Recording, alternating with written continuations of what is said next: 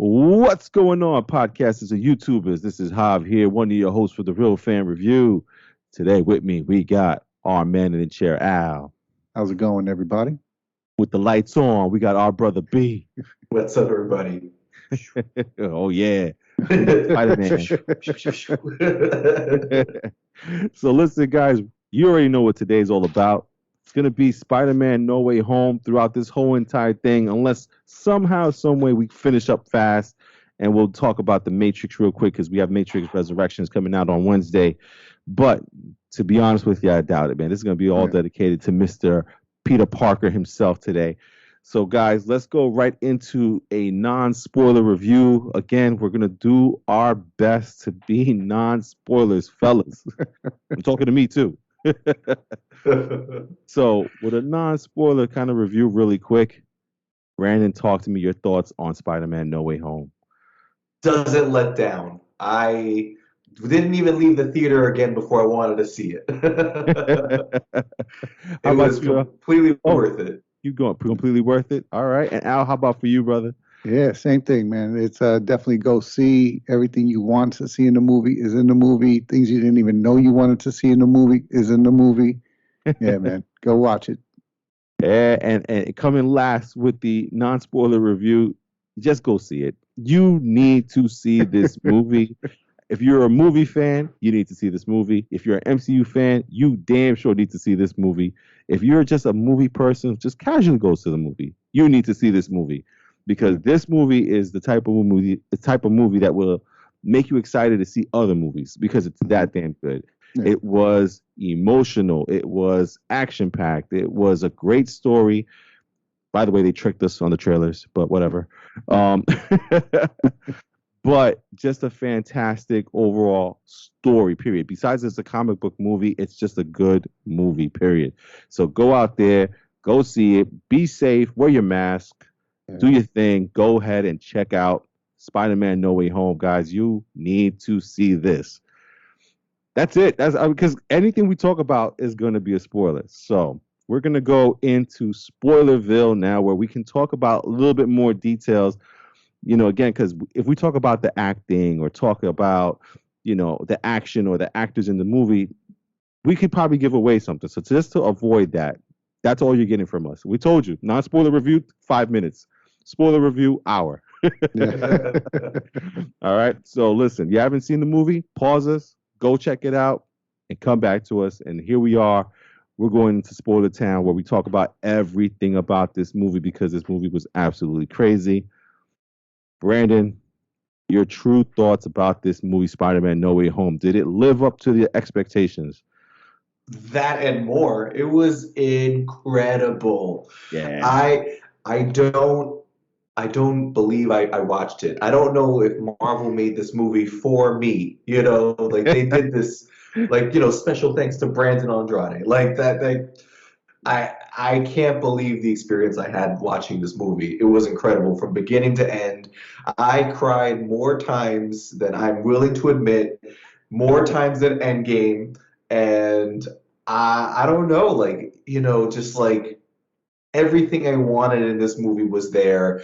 I was so happy with all the characters, the whole plot, you know, we get like a bare bones plot in the trailers, which I'm really happy that it wasn't the full thing. You know, I complain about trailers all the time, but I'm really happy that, you know, what didn't make sense in the trailers made so much sense in the movies. You know, it was just so good from beginning to end. I don't think there was any point that I was bored, losing track of the story. It was just coherent and cohesive the entire time. I'm so incredibly lucky I got to see this movie, and I can't wait to see where this goes.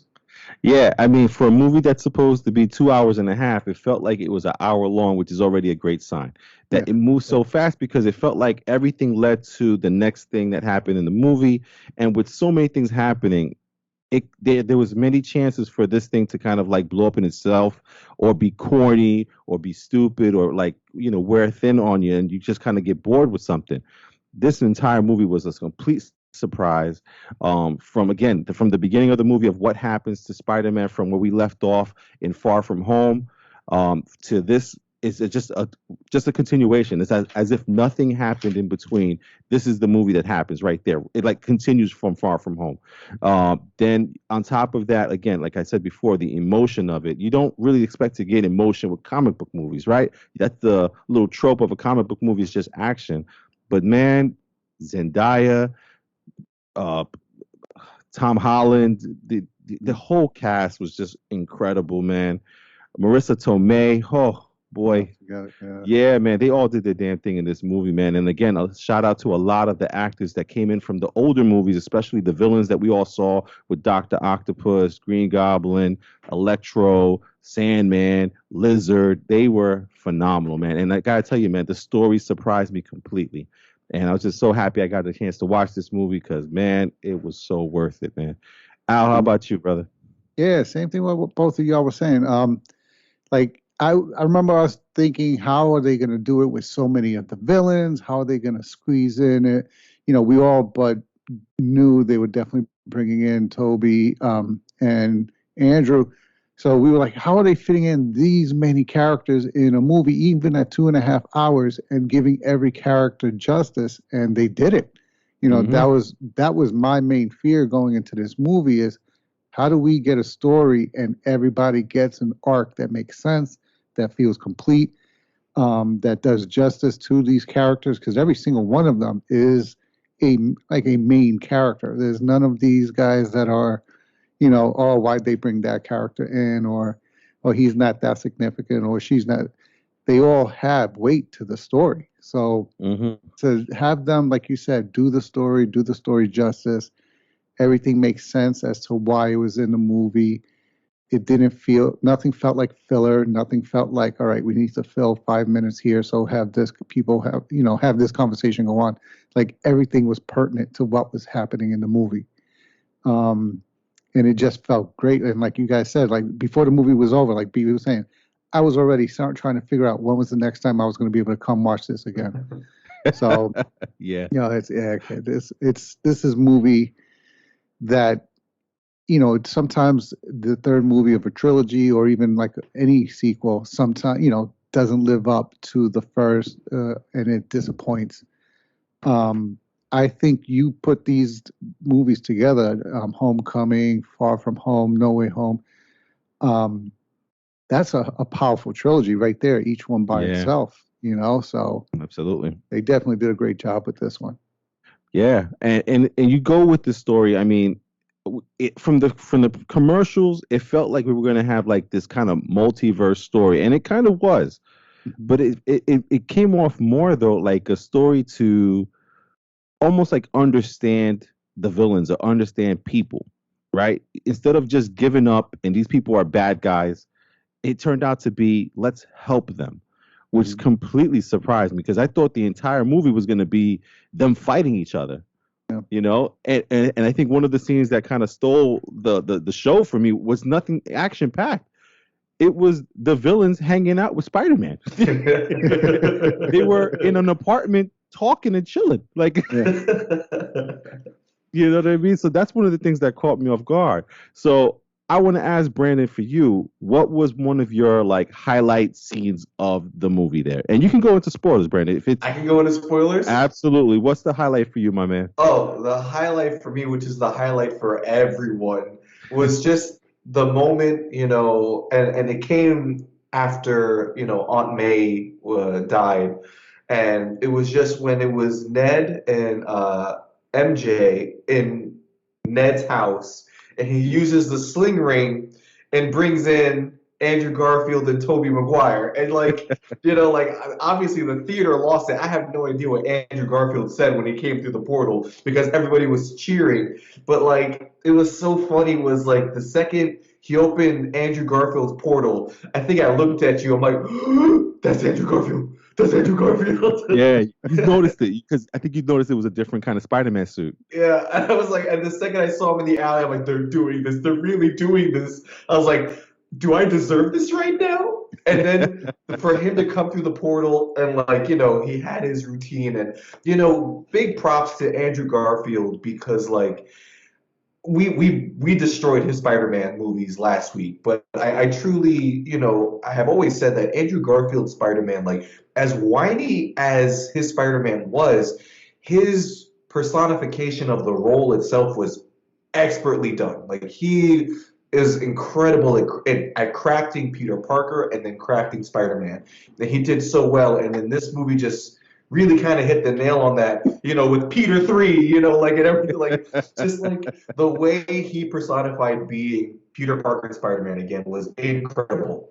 And then, of course, when Tobey Maguire just nonchalantly passes through his portal, like, oh, I just walked in through the portal that's gone. Like, I was dying. Hey guys. I think I just shed my first tear when that happened. Because, of course, they had to play his theme, for a hot second. I was like, Mm-hmm. like I was just crying. So that was it when the Spider-Man came. Gotcha, man. Sanj, man, welcome on to the podcast, my brother.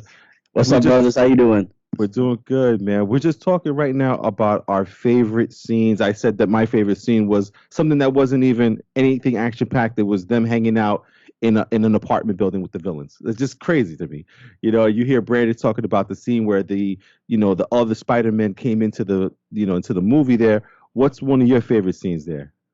One of my favorite scenes was when Spider-Man 3, Andrew Garfield, when he caught MJ. Okay. I think that one scene redeemed his entire Spider-Man movie arc. Like I agree with what Brandon was saying, that he really did capture, Peter Parker and doing Peter Parker really well, like witty and high energy type of thing. But at the same time, he fell victim to some bad, just some bad writing and whatnot. It could have been better for him, but that right there just completely redeemed in my eyes, redeemed his whole Spider-Man. Yeah, even his reaction to actually completing it. Yeah, I was gonna say, like, Sanj, like, I love that scene too, just because he stood there for a while and kind of lamented in that moment, and I was like, oh, cry again. Yeah, that scene got me so bad right there, because he called MJ and he's like, "Are you okay?" And then once he realized she was, she's okay, he did it right. Then he was just like looking at her, and then like that, like he acted the shit out of that scene, man. I'm like, oh my God. And you got to figure, they do this, like we see the finished product, right? But they probably did this against a green screen and whatnot. And like they got to put mentally, they got to put themselves in that moment, and they got to, visualize what it looks like without the benefit of seeing what it looks like, and then act it out. Man. To the point where MJ had to ask him if he was okay. Yeah, exactly. She was like, "Are you okay? Are you okay?" Like, yeah, I'm okay. Al, how about you, man? What's one of your favorite scenes in the movie? One of my favorite scenes, and it's one of the silliest scenes in the movie, but to me, it just showed how much they were covering everything that we all were asking leading up to this movie. Like, oh, you think they're going to touch on that? Do you think they're going to address that? And it was when the three Peter Parkers are talking to one another, and they go to Tobey Maguire, the original Spider-Man, and they go, "So you shoot those things out of your wrist?" And they and they go, how does it work? And he goes, I don't know. It's like breathing. You don't think about breathing. And they go, where else does it come out of? Kid, like that. Like just to see the three Peter Parkers talking, and as smart as each one of them is, to have that be the question they ask, like like. It just reminded me that the kid is like 17 years old at the time. Like, you forget he's a teenager. If all four of us were Spider-Man, right? And B was the only one that could shoot like the web slingers out of his like wrists and stuff, wouldn't that be the question you want to ask B? Like, that's what I'm saying. Like, I thought they were going to glance over it, forget it. Yeah, kid. Nah, but that's what I'm saying. Like, they touched everything. And that scene to me epitomized that. They said, you wanted this to be in a Spider-Man movie? We got you. And they covered everything. That's crazy, man. Yeah, man. Those are those great scenes for us there. But let's talk about some of the surprise they had, because those things kind of started off right away, man. And we got the first scene there, after he gets arrested and talked into by the damage control from the MCU, and we get our first look at Daredevil from the Netflix series, or maybe a Daredevil variant that's in this MCU universe. I mean, Al, how did that look for you, and what'd you think of it?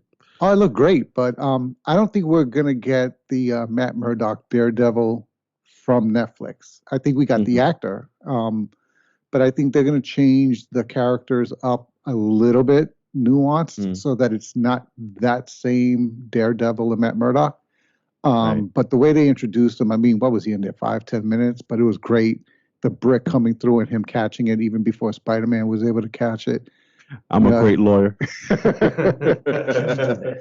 Yeah, man, it got me excited for what they're gonna do. I just don't know if he's coming in a movie or a show because he came out in a movie, but Kingpin came out in a show.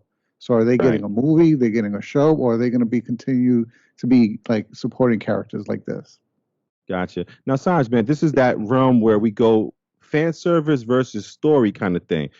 There really wasn't a need for Daredevil to be in this movie. That was complete fan service just to have him in there. Would you prefer to have seen him in a different way or used differently, or were you cool with this? Just like throw him in there just to say, "Hey, Daredevil's in the MCU" kind of thing.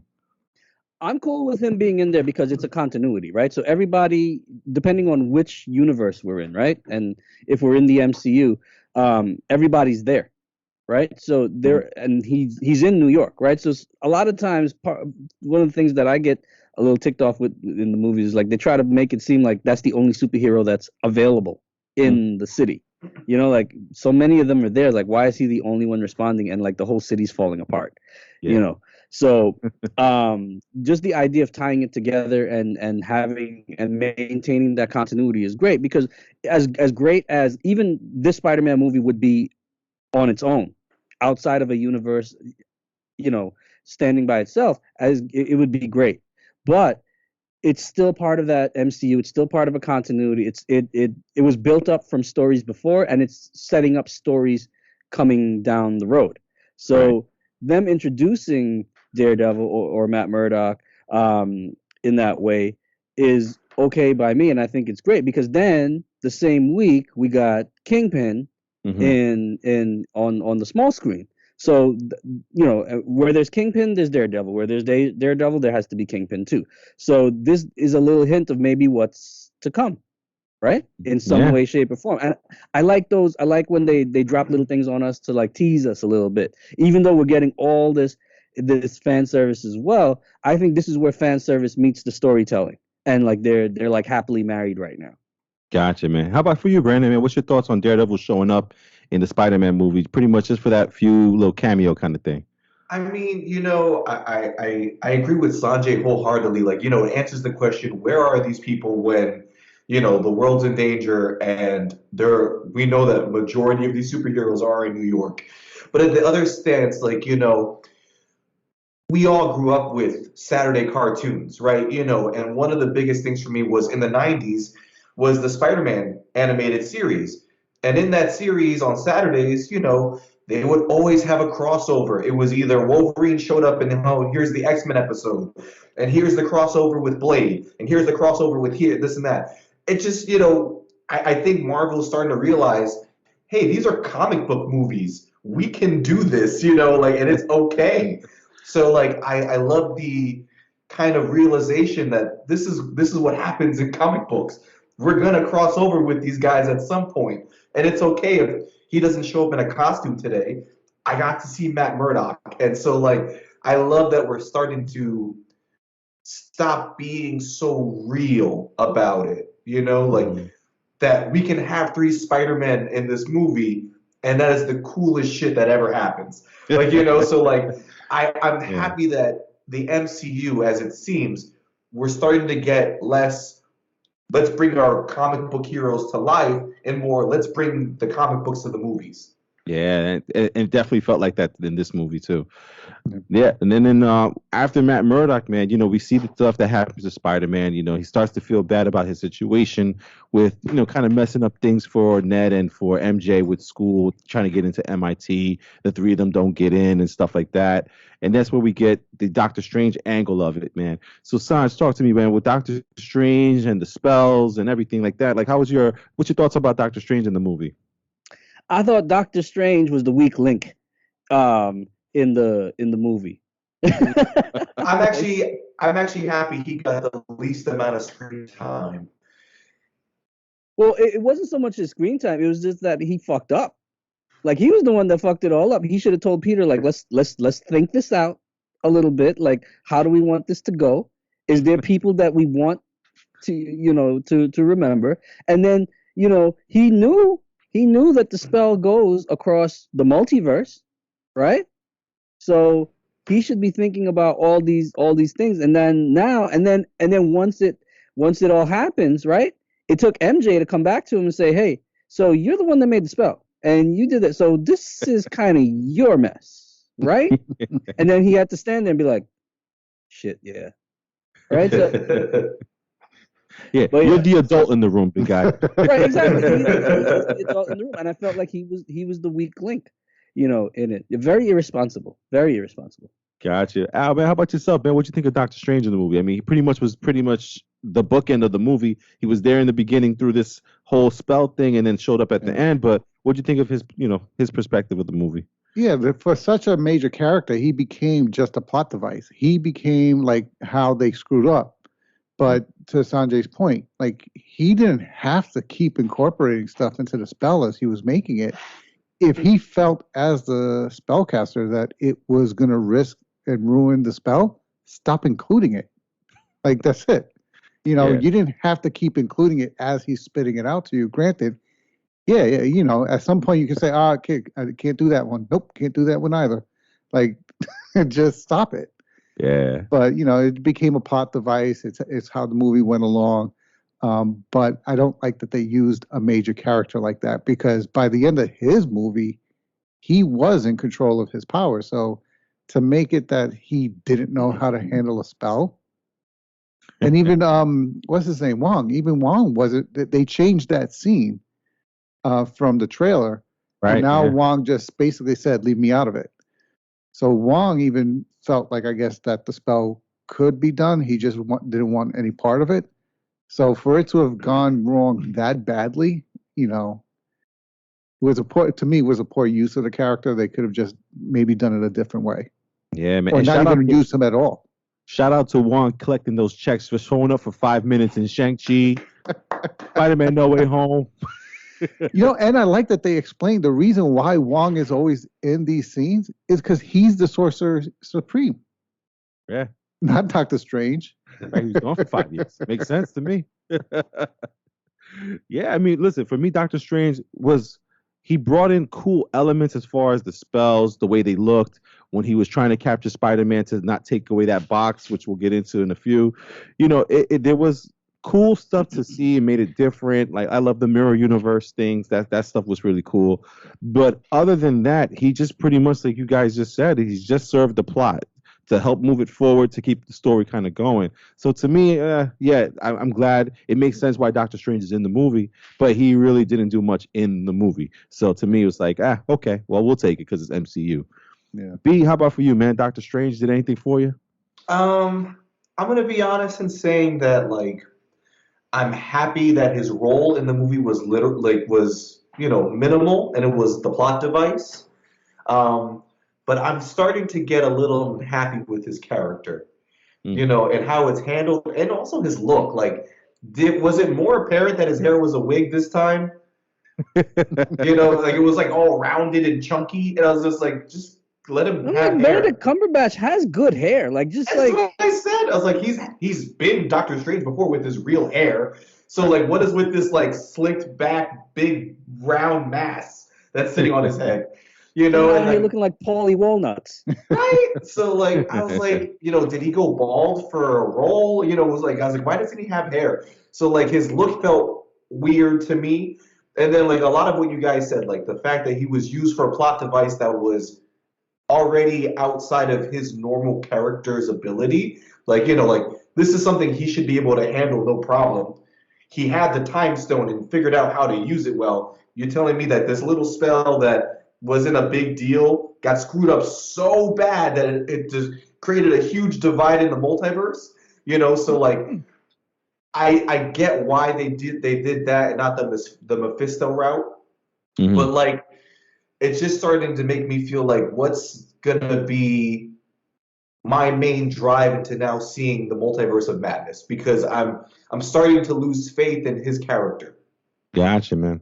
And then, with this spell, this is what brings these villains onto the screen for us, or brings them to this universe, to the MCU. And again, we get the Lizard, we get Doc Ock, we get Green Goblin, we get the Lizard, we get Sandman. Electro, Sandman. So it's kind of crazy to see all these villains in there. But dude, they pulled this thing off, man. I had just recently rewatched all those Spider-Man movies to get ready for this movie because you saw the commercial that they're in there. So I wanted to make sure I got this story. Dude, if you rewatch these movies and go into No Way Home, it's as if they just continued that story. So it almost feels like it's a Spider-Man Part 4. It feels like Amazing Spider-Man Part 3, and also the Tom Holland Spider-Man Part 3, which is kind of crazy. Sanj, what you feel about the villains, man? Did you have a favorite or a favorite scene with one of the villains? My favorite villain was Doc Ock, Otto Octavius, and I have to agree with you. It really did have that feel that they plucked them right out from where we last saw them, and the credit I think goes to the actors because they brought that to the screen. I mean, you got to figure years later, a decade later, pulling out the same, going back to a character and like coming through with that same character again, right where you left off, is incredible talent. Because I always felt for Doc Ock because he wasn't a bad person, but again, the chip malfunctioned and it was the tentacles, the AI and the tentacles that kind of took over. And he couldn't control it anymore. And that scene where when Peter fixes the chip and installs the new chip, and Alfred Molina does that whole change, like you see his whole personality change and everything as in that moment, and he's just like, holy crap. He's like the silence. He really brought it, and you could see that like he there was real emotion there. When he did that scene and he gave us, Otto Octavius came back. He's not Dr. Octopus anymore. So that was my favorite of the villains, but they all were really well. I mean, Willem Dafoe bringing back Green Goblin, and then like you couldn't tell, is he being genuine? Is it the Green Goblin really doing this, or which side of the personality is in control at the time? Because whenever he wasn't the Green Goblin, like he was very sorry and remorseful for everything that had happened, and you could sense real pain there, and you could feel for him, but then you weren't sure, is it really him? And what's crazy? I told Brandon this when we were watching the movie, Sanj. It felt like they were touching on Alzheimer's for what's going on with Green Goblin. Yeah, which was kind of crazy. You know what I mean? Because you saw Aunt May, she was even saying like he needs help. Like something's wrong, but he needs help, which they highlighted on. But yeah, man, definitely those two characters there. Al, did you have a favorite of the villains for you? Yeah, I would agree. Same thing, Doc Ock. Only because from this, I mean, as it's very weak in terms of a criticism I would have in regards to the villains, but in terms of them agreeing to go and try to get fixed. After he caught all of them, they were all in prison, and he agreed, okay, let's try to fix them. The only one who I could see going is Doc Ock. The others, I couldn't see what their justification for trying to get fixed was. Electro, like, I didn't see where he was like, all right, other than the fact that Jamie Foxx was playing him a little different. Like, I didn't understand his justification for going along with it. And definitely the Lizard. The Lizard made no sense to me in terms of like what his motivation either way was. Doc Ock was the only one that, like Sandra was saying, was like consistent. He wasn't a bad guy. He was under control. So once you took the control, like Spider-Man took over control of the arms. So he was kind of That was almost, hilarious. yeah, he was almost able to kind of think again. You Yeah. could tell he was still hearing the voices, but the control of the arms was taken away from him. So he was kind of almost willing to push forward and say, yeah, if you can fix me, then fix me. But the others, I didn't really see what their motivation for getting fixed was. Yeah, I Other think than the threat of them going back to the universe to die. yeah, but see, you got to remember these villains with their power, they would have been cocky and said, "Nah, kid, that's not possible." Yeah. Doc Right, Ock right. was the only one that was really trying to fix himself. The others were just, Gotcha. absorbed with power, and then the other one would be Green Goblin because he's just Mhm. crazy as shit. But the others, even Sandman was good when he first came in, then went bad because the other guys were bad. Then he went good again. Like Yeah, I Sandman was agree with all over the Sandman. place. Yeah, so Mhm. the Doc Ock was the only one that felt consistent throughout the movie. Yeah, man. I mean, like you guys said, Doc Ock and Green Goblin kind of stole the show because of the way that they acted it. Electro was cool, but it was like you guys said, it was a different character for me. He was not the same guy who was nervous and just wanted attention. He wanted power, Electro, in this one. From the jump, when he felt the energy of the arc reactor, he said, "Oh, I want that." You know what I mean? Yeah. So, and the thing that I did like about Sandman was he was consistent. All he wanted to do was go back to his daughter.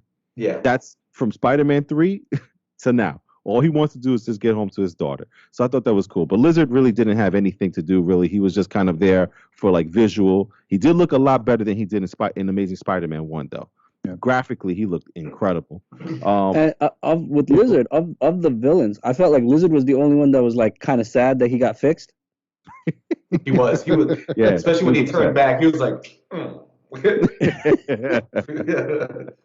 Brandon, how about for you, man? Any villains steal the show for you? I would say it's got to be Willem Dafoe for me, just because like his acting ability we know is legendary and incredible, and just the way he can manipulate his face, his body, everything to just directly show you the intention behind him. Like when he was the Goblin and all of a sudden the smile came up, and just like just the way he can contort his facial features to show you his absolute intent, and just the way he carried through all the way into the death of May, like Yeah.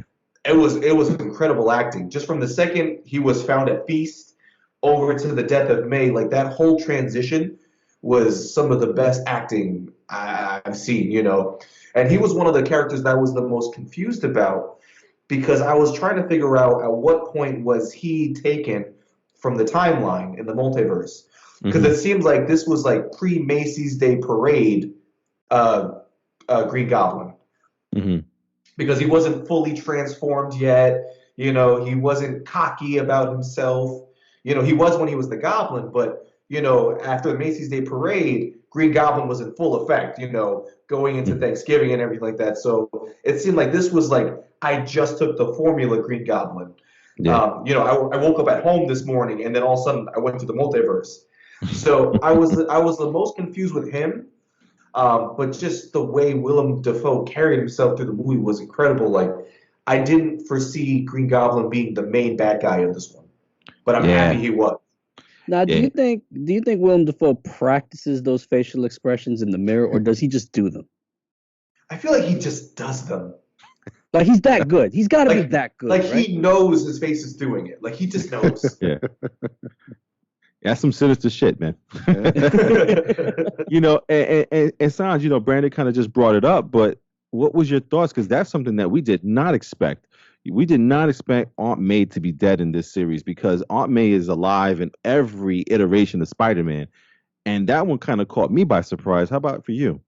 Didn't catch me by surprise. I knew it had to happen. I told you guys that right after. I knew it had to happen because for the story to work, Peter won, I guess, he had to experience that pain, right? Tobey Maguire's had experienced that pain with the death of Uncle Ben, right? Andrew Garfield's Spider-Man had experienced it with the death of Gwen. What loss did Tom Holland's Spider-Man experience? The loss of Tony Stark? That's not traumatic enough. He wasn't responsible for the death of Tony Stark, right? Tony Right. sacrificed himself to save everybody, Right. right? And we don't even know there was an For Uncle this Ben. all to right, we don't even know if there's an Uncle Ben. And I like the theory where Uncle Ben is actually Joe Pesci, from you get where I'm going with that, right? So like, getting Yeah. the whole my cousin theory. I like that theory, but anyways, I was hoping they would throw in like a photo or something that we could, Yeah. but until anybody says otherwise, in my mind, Uncle Ben in the Tom Holland in the MCU is Joe Pesci. But anyways, I digress. No, she had to die for Yeah. Tom Holland to experience that pain, that grief, and for him to then go off the rocker and experience the rage that the other two had experienced. It's the only way the story works. Gotcha. Otherwise, it's kind of contrived, I right? hear Like somebody that close has to hesitate. So I knew, and when Green Goblin flew into her with a freaking hovercraft or whatever, I'm surprised she got up. Yeah. Me personally, you know what I'm saying? I'm like, yeah, she should have been cut in half. That's what I'm saying. Yeah, and if that didn't do it, how about a grenade? Yes, there's the grenade. My bad. I forgot about the grenade. No, that was just the icing on top of it. Like, Yeah, she's done. Yeah. Al, I think like what Sanjay's saying is right. I think we all were left with the assumption that he had that pain through the Uncle Ben, because he did mention Uncle Ben before. He said, oh, my Uncle Ben. I think it was in Civil War when we first met Spider-Man. He kind of mentioned the story, but I think Tony Stark cut him off. Was like, all right, kid, come on, life story, But Sanjay has a point. On camera, we have not seen Tom Holland Spider-Man go through that kind of physical pain like that. Well, so what was your thoughts with Aunt May passing and everything on there? I mean, I didn't see it coming. I suspected it only because of the way they were showing the previews. They showed him with like where that scene where she passes and you see him with that pain on his face and everything. And I'm like, the only thing that can cause that kind of pain in him throughout this movie would be that, right? Because it wasn't anger, that was pain. It wasn't like anger or frustration from being in a battle. Like you saw, he suffered some kind of a loss. So, I was suspecting it. I didn't think they would do it only because it's the third of the trilogy. Mm-hmm. But, they made her be the Uncle Ben for him. So instead of, because she even gave the, with great power comes great responsibility speech. So she took over that role and that cast for him. Even though I think they've alluded to that there was an Uncle Ben, because wasn't there a briefcase with the initials or something? Yeah. So there was an Uncle Ben, but they've never touched on him. So what better way to act out that significance to Peter Parker than to have it be Aunt May? And I like the way they did the scene as well. Like it wasn't some overly dramatic death scene where she knew she was dying, so she gives the speech then. Like, no, she had already given the speech, and when she passes, she doesn't even know she's dying. She thinks she's just tired and needs to rest. So, right. And that was what made it, so much more emotional. So, and, to the point where she was the reason that he was giving these guys a second chance. And that's basically what I took as the whole moral of the movie was, giving people a second chance. And she was the reason he was even doing it. Right. So now you take her out of the scene. Why does he even want to still give it to them, let alone to Green Goblin? So, it was great adding that layer of complexity to his arc for the movie. Mm-hmm. And I thought they handled it and did it very well in terms of the acting and how and where in the story they did it. Absolutely, man. Because at that point, he was hurt. He was completely devastated, dude. Yeah, man. That was tough, man. And to be honest, at that point of the movie, we were pretty much a little less than halfway point of the movie, and it's just like, where are we going from here?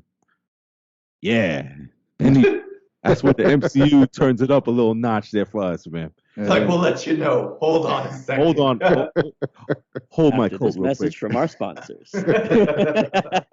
So Brandon, we're at the lowest point of this movie, and we need to be picked up, Brandon. We need to be picked up right away.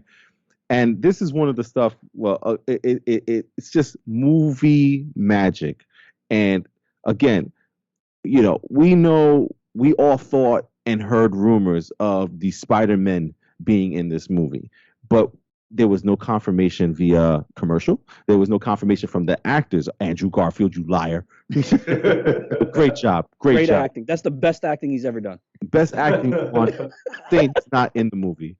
I'm just messing with you, Andrew Garfield. And you can't blame him, right? Because that's a huge surprise. And let me tell you something. There was a point in this movie where I was like, are they going to be in this movie? And are they just going to show up at the end? You know what I mean? Because at that point, like, how do they come into the story? And then we get the sling ring thing with Ned. And that was just like, Brandon brought up was one of his favorite scenes there is Ned bringing, he's looking for Peter Parker. And you see the Spider-Man guy in the background. You're like, oh, shit, okay. And then as he turns around, you see the big white eye. It's just a little different from Tom Holland's Spider-Man. And we get our Spider-Man into the movie. Now, Brandon, man, with the Spider-Man now into this movie, Brandon, man, what was your thoughts? Did you have a favorite out of the three? I think you said Andrew Garfield was yours, yeah? I truly want to say Andrew Garfield, but it was like my childhood dream come true seeing Toby again. So like I think having both of them was an incredible time. I'll give my favorite split between both of them. Yeah. How about for you, man? The Spider-Men are in this movie, man, and they show up in this scene, and then they, you have that huddle when Tom Holland really needs it. But how about for you, man? Did the Spider-Man do it for you, man? Yeah, no, the way they did it, Andrew was my favorite of the three, only because I felt like he was the Spider-Man trying to prove himself. Right. Like, I mean, he even got the three category, moniker, even though he was the second Spider-Man. And, I just felt like with everything going on, he had the most to prove to himself. Right. And I like the fact that he was the one that admitted he had gone dark, after Gwen.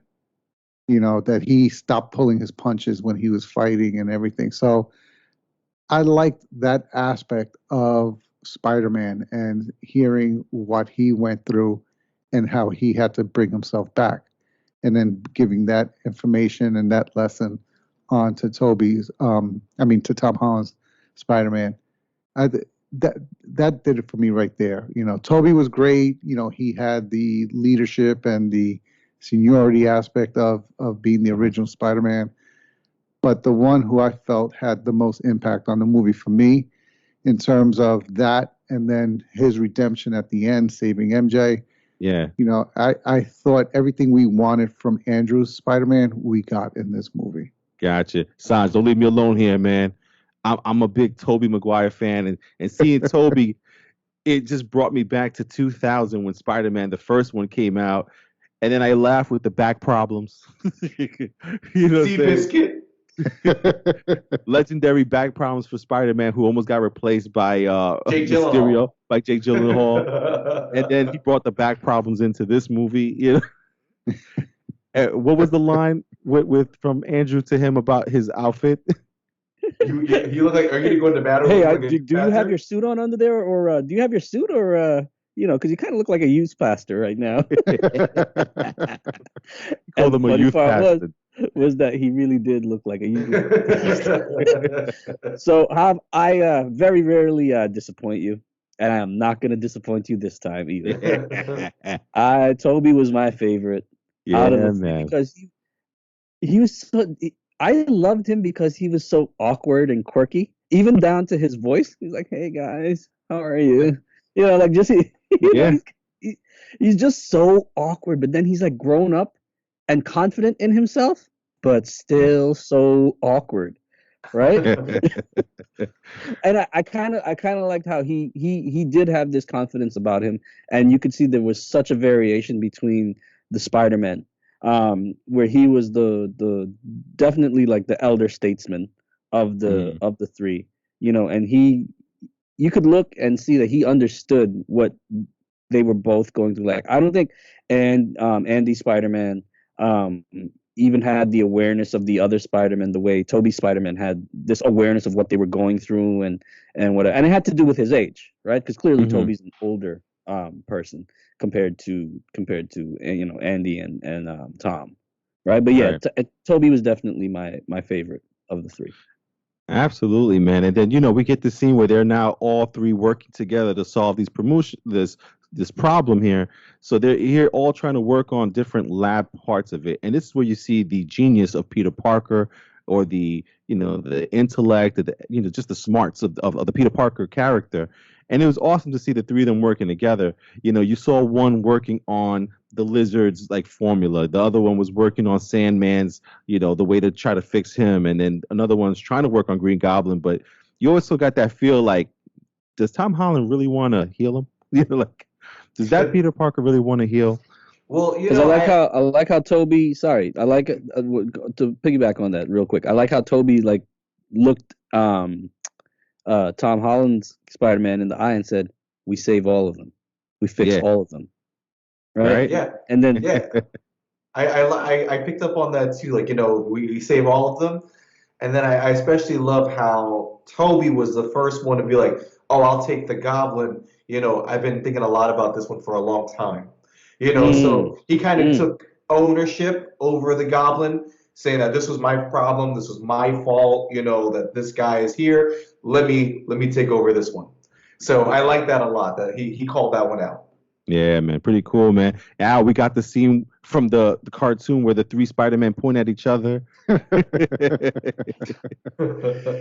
that's what I'm saying. Like they gave us everything in this movie, man. Like even memes were brought into the movie and made real. So, kid, there was so much like that in this movie. That was great, man. Yeah, man, absolutely, man. And the plan of attack is now to get the villains to come to one spot, one place where they could all try to get healed up, or at least the attempt to heal them all up and get them all at one place, which ends up being the Statue of Liberty. Now, I'm a little upset the X-Men didn't come through, but I get it. We're at a Spider-Man movie, damn it. Who says they weren't on their way? True. But let's get to that awesome fight at the end there at the Statue of Liberty. Listen, me personally, I think one of my memories that I'll never leave from this movie is Brandon losing his shit when the three Spider-Men are zipping around with their spider webs, and we all lost it. Oh, dude, the crowd lost it, man. Listen, the crowd never lost it more than when Andrew Garfield took off the Spider-Man hat. Yes. Spider-Man mask. Yeah. Oh, man, the whole crowd was like, yeah, it's happening. But yeah, man, talk to me, fellas. Sanj, what was your thoughts with the whole Statue of Liberty scene there, man? So Al can attest to this. As soon as they started fighting at the Statue of Liberty, and then the multiverse started to break up and break through and everything, I'm like, Al, the X-Men, Al, the X-Men. And he's like, nah, bro. He's just like, Al, shut me down right away. He's like, nah, it's not happening. It's not happening. Yeah, nah, man. They kept it strictly Spider-Man on this one. Just the look of it, though, like with the purple, and everything. It just really took me back to X-Men 1 when they were fighting. It looked like the scene. I thought they were going like Beyond or Madam Web. That's what I thought was happening. Madam Web, okay. Yeah, man. Al, what's your thoughts on the Statue of Liberty fights, man? It was crazy. I mean, it was crazy. First of all, I mean, to have a battle of that scale, I mean, with three of the main villains, with three Spider-Men, it was great seeing that and seeing them, fight together, and seeing the dynamic where they initially had to fight, and then they realized, wait, I'm not used to fighting with someone else, and they were so used to trying to do everything themselves that they were, stepping on over each other and onto each other, absolutely. literally, and not being effective. So, I thought that was great, because I wouldn't have thought to include that in the battle. I would have made it seem like, oh, okay, they're great. But no, other than Tom Holland, Spider-Man, the other two were used to being the man, so to speak. Yeah. So to see them have that dynamic and have to overcome it in the middle of a major battle, I thought that was cool, and how they quickly came together. And the joke about, when Tom Holland Spider-Man goes, "Oh, I've been part of a team. I was an Avenger," and they go, "What's that? A band?" A kid. You were in a band? That's great. No, but I like how they've said like, "Oh, that's so cool," without even knowing what an Avenger was. And they're like, "What is that?" And that's exactly what Toby said too. He's like, "You were an Avenger? That's great. What is that?" What is that? Just that level of positivity. You know what I'm saying? Like, Yeah, man. They definitely all had that positivity because it was like, oh, You were in a band. You were in a band. it's so like, freaking no, funny, man. it doesn't matter. It doesn't matter. Earth's Mightiest Heroes. But I thought that was interesting. Like that. I mean, as much as it was funny, I thought that was interesting that none of the other superheroes exist in those other universes, which is I Right. find very interesting that Marvel chose to give us that story, that those heroes don't exist at all in those universes. Right. Well, they just went off basically the movies themselves. You know what I mean? That's the universes that we talked about, and they never shown anything in those universes other than that. So I guess that's why they kept it to it. Yeah. That's kind of cool. Let's talk about those villains, man, and Green Goblin showing back up though. I mean, Brandon, talk to me, man. Green Goblin comes back in there to wreck shop, almost takes out MJ. This is why like I was happy in the end where it turned out Green Goblin was the main villain of the whole thing.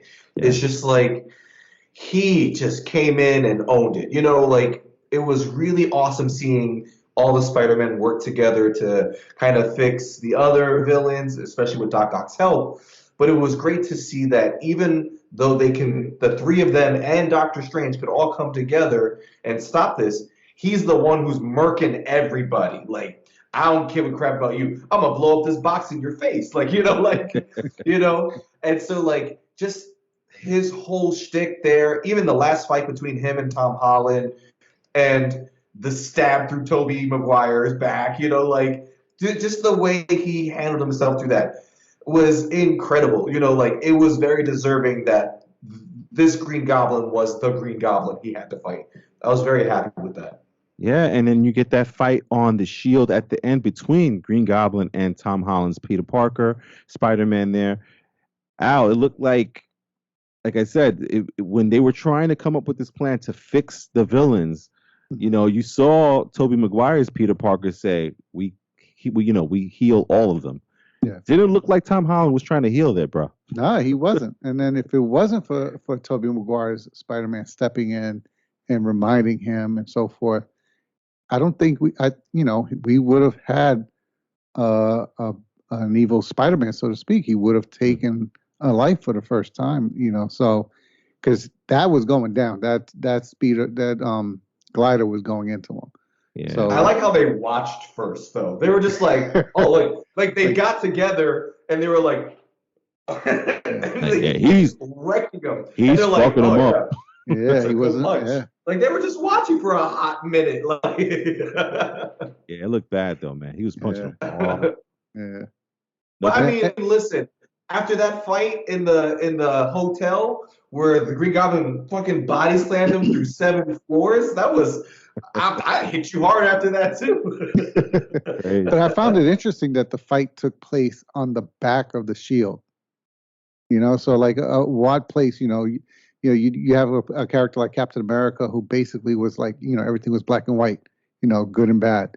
And to have a good character like Spider-Man, who up until that point was wholesome, he was the goody two shoes, so to speak, guy, the kid that didn't do any wrong, and everything was innocent with him during the battles. If you remember going back to Civil War, he's almost playing like he's fighting Winter Soldier, and he's more surprised and preoccupied with the arm. Oh, your arm is metal, So to go from that character to someone who is about to take a life, and have it be on the back of the shield, I thought it was pretty symbolic of the fact that we no longer had the good guy for a second. We were gonna have the flip side, and he was gonna. He almost went villainous.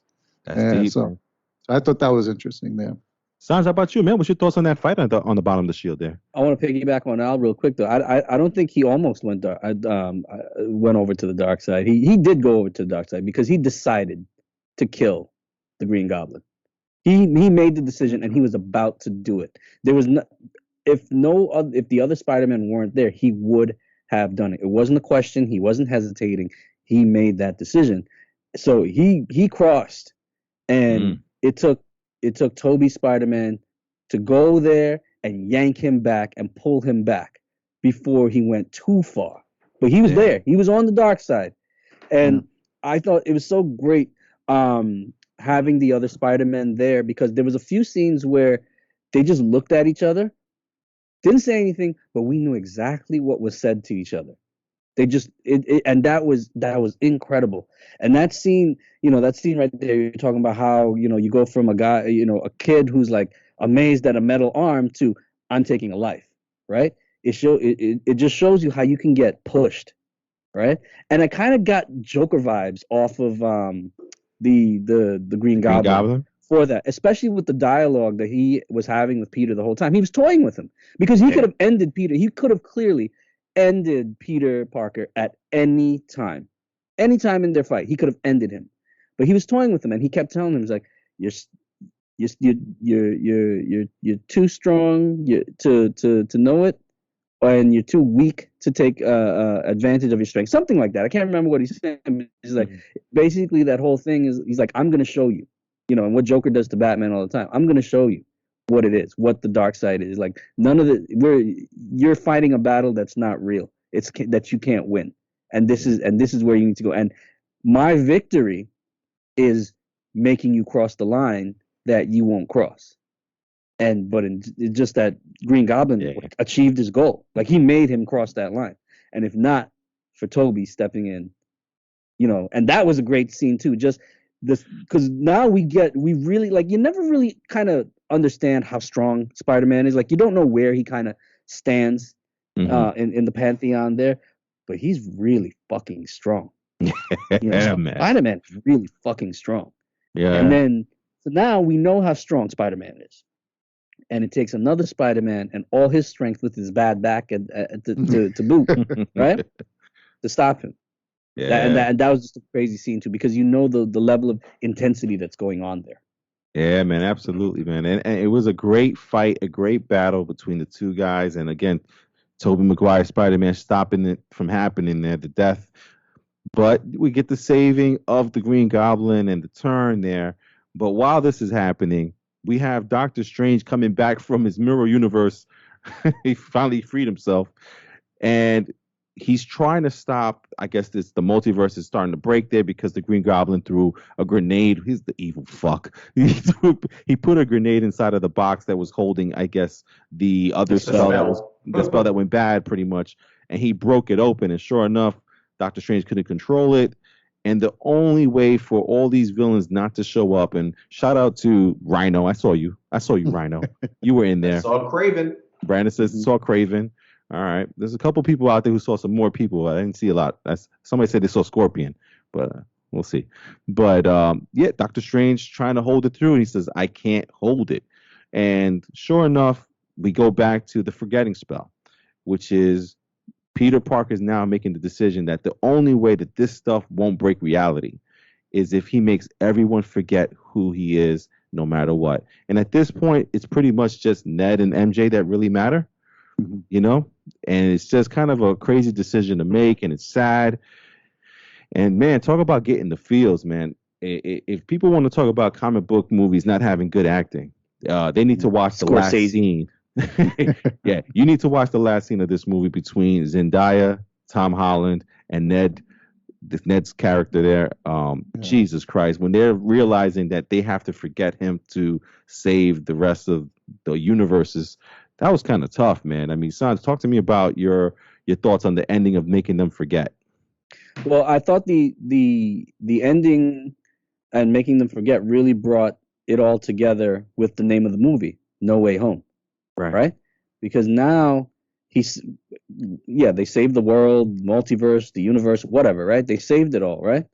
But now, Peter Parker has to live in a world where there's no Aunt May, there's no Tony Stark, no one knows him. No, the Avengers don't know him. No one knows what he did, right? And on top of it, MJ doesn't know him. Ned doesn't know him. Mm-hmm. And then even when he goes to see them, he realizes just what an impact he was having negatively on their lives because they were never going to give him up, right? They're loyal to him, just like any of us would be to your dear friends, right, or your family. And what it took for him to put that note back in his pocket or the speech or the script that he made up for himself and just kind of move on, and then you see him go to this ratty little apartment, it really is like there's no way for him to go home ever. Right. Now it really brought the title of the movie full circle for me, and that was incredible too. Gotcha, man. Al, man, how about yourself, man? The forgetting spell and everything that happened afterwards. What's your thoughts on all that? Yeah, I thought it was pretty interesting to be how they were going to wrap up the movie. I didn't realize, I don't know why, at first, that it was that they had to forget that they even knew him, period. I thought they were doing the thing again where they just forgot that they knew he was Spider-Man. No, this was to fix everything. He had to make it so that they didn't know him at all. Right. And that didn't sink in until that scene that you were mentioning where he goes to see Zendaya and Ned, and you see how emotional they're getting. I'm like, wait, they're just forgetting that he's Spider-Man. What's the issue? And then as they're talking, I'm like, oh shit, no, they gotta give up knowing him, period. Yeah. And it made that moment hit harder because like I was realizing at the same time what was going on. So I was like, wow, and it just made me wonder like if you were in that moment, could you give up everybody that you had left in your life? Like, because like Sandra was saying, he didn't have anybody left. These were the only two people he had left that meant anything to him of significance, and he was having to give them up. And like it was tough watching that scene and knowing that that's the sacrifice he was having to make and that he was making it. So like I said, that this movie, like you were saying jokingly, like come watch cinema. I mean, it's a comic book movie, but think of that impact in any movie, like of any genre, having the character go through that kind of a situation and decision in the spur of a moment and actually make it. It's a serious situation, a serious decision that had to be made. And I'm glad that they have the actors that they have, and these guys have made strides in their abilities since they came onto the scene, because each one of them acted out that scene very, very well. Yeah, man. And Brandon, it hit home more so. Like Sanjay said, when he went to the diner to see her after the spell had been casted, he was ready to say, "Hey, I know you" or something. He had a plan of trying to get her to remember him, and then he saw the Band-Aid, and that Band-Aid just let him know, like, if she knows I'm Spider-Man, it's nothing but trouble for her. And look, they got into MIT now. They're going to college. He didn't want to ruin it for them. Yeah, there you said it, man. Better off without him. What's your thoughts on all that?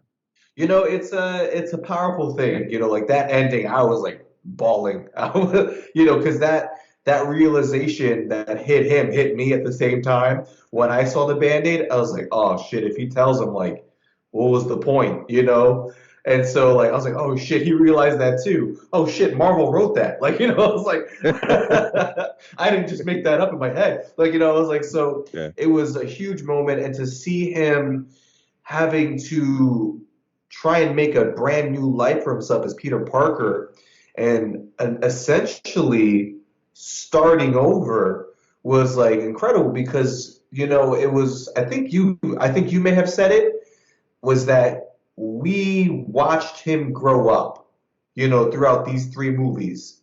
And it's interesting because I don't think up until the end of this movie that he wasn't Spider-Man. He had the costume, had the name, but he didn't become Spider-Man until the end of this movie, where he's now doing everything for himself. He's not relying on anybody else. There is no Tony Stark or Stark Industries armor, no nanotech. I gotta make my suit. This is the suit I'm wearing. I've got this bright blue and red spandex, and this is me. I'm Spider-Man, and the Avengers have no idea who Peter Parker is. They know Spider-Man, but not me. So like it was incredible to see like at this point he is now Spider-Man. How crazy is that? That didn't. But what's hit me. crazy is that Happy still had a relationship with Aunt May, right? And doesn't know who he is, right? Because he had to forget him. Yeah, that's Yeah. nuts. Yeah. But what I was gonna say, Sanj, is what do you think of that aspect of it? Because that didn't hit me until the credits, and I said to myself, I'm like, holy shit! What they just did is basically give us an origin story for the last 3 movies. Meanwhile, we thought we were watching Spider-Man. Nah, man, this now is Spider-Man by himself. No Tony Stark, no little Iron Man Jr. No, this is him, Dolo Spider-Man. Crazy how they did that, man. Tell me, Sanj, what do you think knowing that you just watched an origin story for like 7 hours? For like 4 years. I feel great, and I would do it again. You do it again? You know, like I feel great. Another. You know what? I almost wish they could cast a spell and make me forget, so I could do it all again for the first time. Nice. Bring me back to 2016. How about you, Al? Man, you just watched a 5-movie origin story. No, it didn't even hit me till you guys just said it. Like, I didn't realize that that's basically true. But what happened? Like, he is Spider-Man, not Spider-Man an Avenger, not Spider-Man, Tony Stark's apprentice. He was Spider-Man. And wow, it's hitting me now. Because I didn't really absorb it that way. Your friendly until you guys neighborhood were pointing Spider-Man. Yeah. Yeah, dude. What'd you guys think of the suit? The new Spider-Man blue and red. The new classic suit. It's a little bright though, wasn't it? It was like a little shiny. The blue part. It's new. It's gonna rub off. It's affordable. That's Michael's.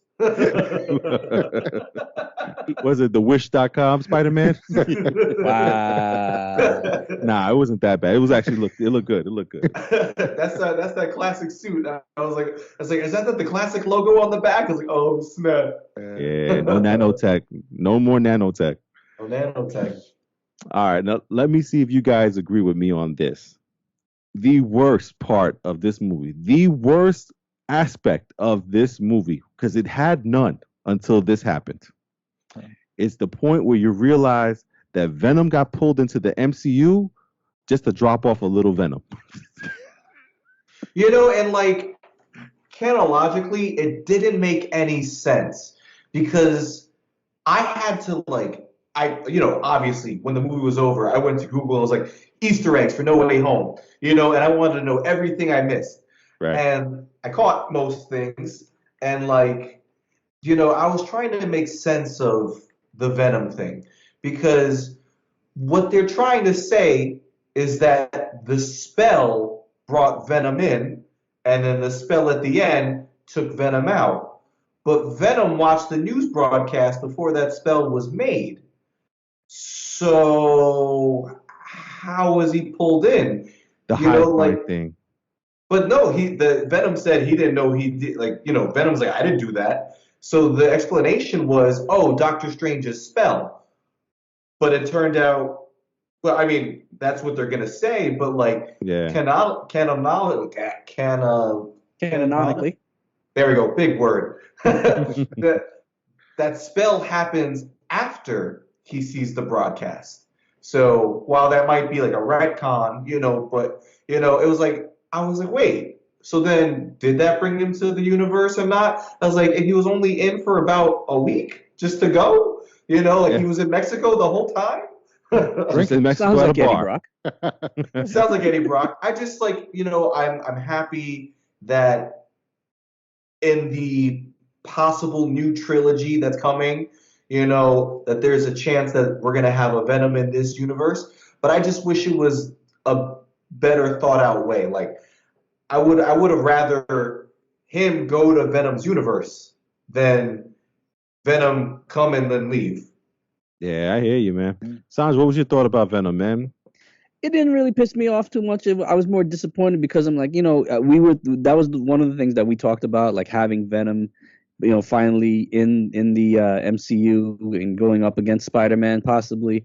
But I, all things considered, I mean, okay, it's just more of like a minor letdown. That's how I feel about it. I think it's a bit contrived that a drop or two of the symbiote gets to stay, but like, wasn't the spell supposed to take everything away? Like, it's like, so how does that happen? I don't know. So I try not to think Like about a that thimble. stuff too much. Venom thimble. Right, a thimble of venom. Right, yeah. How about for you, Al? What was your thoughts on the whole Venom aspect? Just that it was pointless. Like, because now what are you doing? Are you going to have a Venom in the Sony universe and then a different recast Venom and Eddie Brock in the actual MCU? Like that, for that, just join the two. Like, I didn't You understand may the have just need to gave do me that. like, Topher Grace, like, You may as well put him in the movie if you're gonna do that. Yeah. Oh man.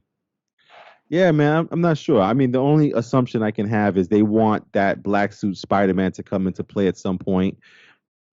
There's rumors that the Fantastic Four kind of like have a part to do with Spider-Man getting that Venom suit on and off eventually, that the Fantastic Four helps out with that. So maybe that's what it is, because again, the guy who directed this movie is going to be doing the next Fantastic Four that comes out. So yeah, maybe there's some like, connections with all that stuff there. But still, Yeah, again, it I happened think in the comics like that. So yeah. one of the weaker parts is again, maybe it's my expectations. When you set up that ending in Venom Part 2, you made it seem like he was going to be a part of this movie in a bigger form. But I digress. We'll wait.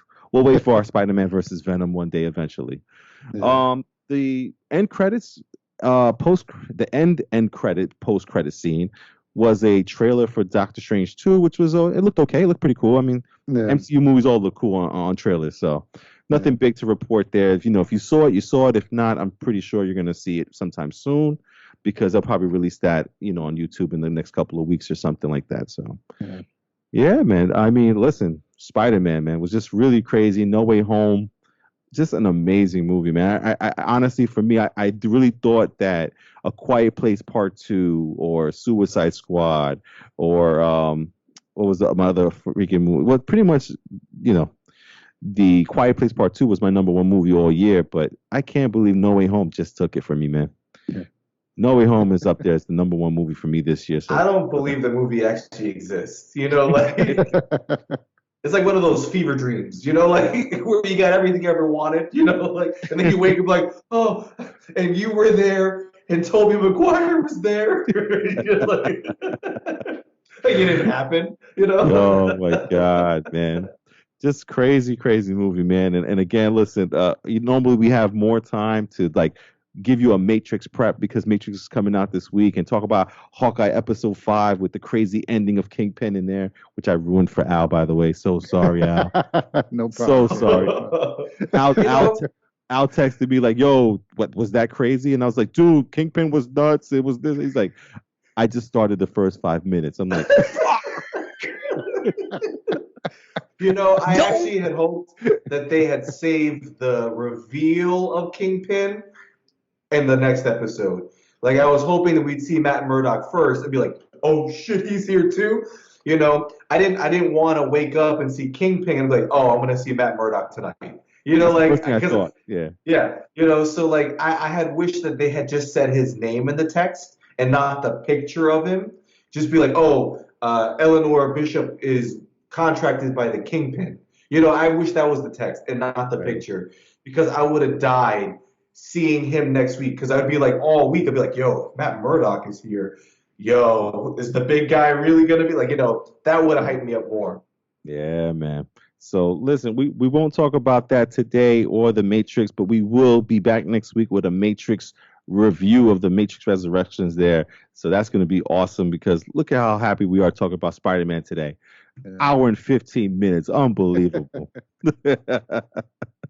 Crazy, man. But listen, again, guys, we appreciate you guys listening to us and, playing along with the whole Spider-Man No Way Home thing. So look, if you liked the movie, you saw the movie, comment below. Let us know what you think about that movie, Spider-Man No Way Home. Is it your top movie of the year? Did you enjoy it as much as we did?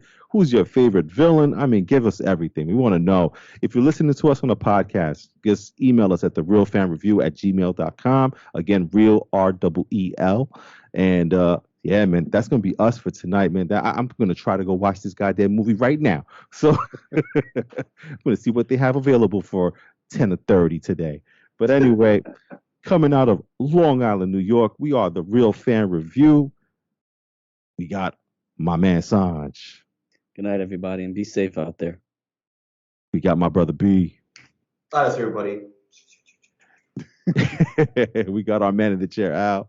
Have a good night, everybody. Yes, and myself, Hob, saying thank you guys. Thank you for listening. Please hit the subscribe button, hit the plus on the podcast. I was gonna say on the PlayStation, on the podcasting app there, and just follow us, like us, comment, do all those things you do with your podcasting app. That way, you guys know every time we put out a podcast, you can be updated with the most recent one. We'll see you guys next week with the Matrix review.